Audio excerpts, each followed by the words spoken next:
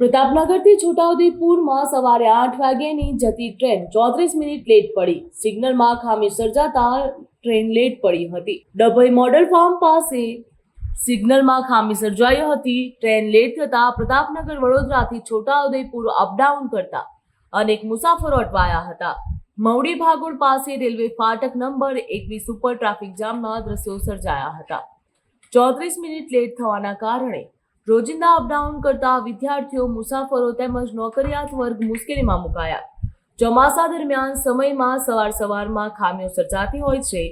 Railway તંત્ર સમયે maintenance હાથ ધરે તે જરૂરી છે. ડભોઈથી છોટાઉદેપુર જતી સવારે 8 વાગ્યાની ટ્રેન 34 મિનિટ લેટ પડી હતી.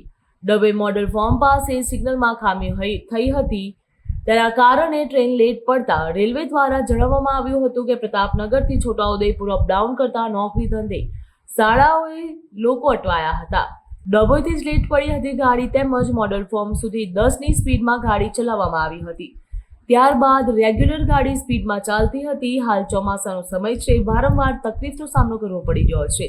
તેના કારણે રેલવે તંત્ર દ્વારા તેમનું મેન્ટેનન્સ સમયસર કરવામાં આવે તો તકલીફનો સામનો કરવો ન પડે.